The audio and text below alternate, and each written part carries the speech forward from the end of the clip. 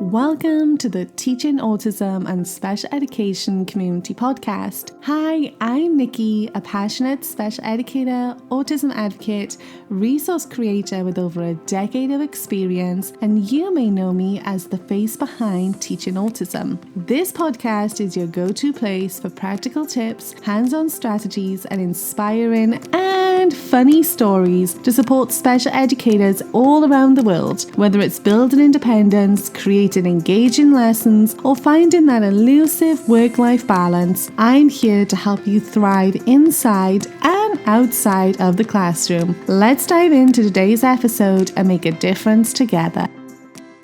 Hi friends, and welcome back to the Teaching Autism and Special Education podcast. I'm your host, Nikki, and you may also know me as the face behind or the voice behind Teaching Autism. Today, we're unpacking a pattern that I see a lot in special education classrooms, and that is a student who attaches very strongly to one adult.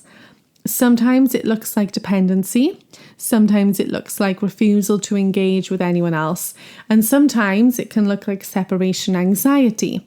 But underneath it all, there is usually something very human, and that is safety. So let's break it down. First of all, I want to clear something up.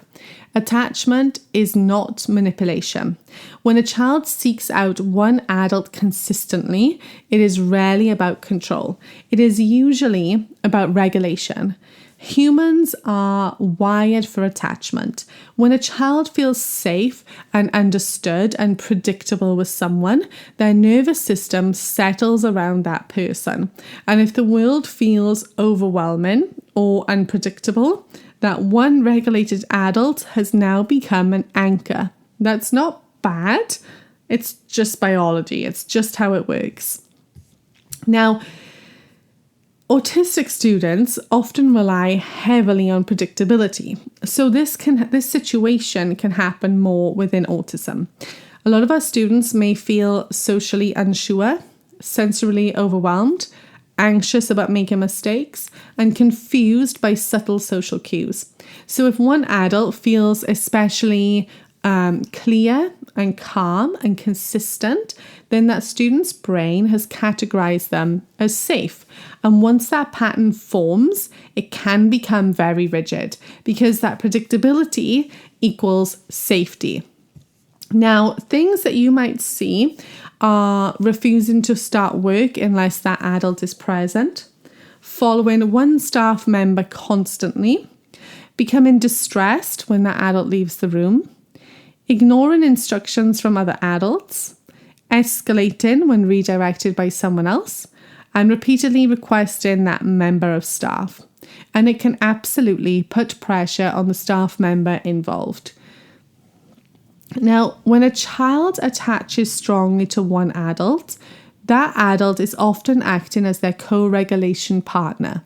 So it's their tone, their rhythm, their predictability, their facial expressions. All of that signals safety. If another adult feels less predictable or has a different communication style, the nervous system might spike slightly. Even if nothing bad is happening, that tiny spike can be enough to trigger refusal or distress.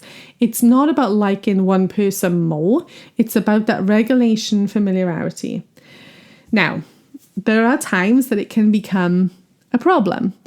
Attachment is healthy. Dependency that limits growth is going to need some gentle support. If a student cannot function without one adult, we want to widen their safety net. So we don't want to go and abruptly remove that safe adult. We don't want to, dramatically force separation because that's going to increase anxiety. So instead, what we're going to do is we're going to scaffold. So we're going to have some gradual generalization. So have that safe adult present, but I want you to slowly step back while another adult steps in. And then I want to give you some predictable handovers. Miss Thomas is going to start this with you, then I'll join in. Then I want you to be consistent across all staff members. I want you to agree on language, on tone, on expectations, so students experience less variability in your classroom. And then I want you to build micro connections, short, positive interactions with other staff without pressure. And I want you to really, really, really avoid shaming the attachment. I don't want you to say things like, you can't always have her. Instead, I want you to focus on, there's lots of adults here who can help you. And then I'm going to need you to prepare for the inevitable absence. So visual schedule changes, social narratives, clear expectations when someone is away.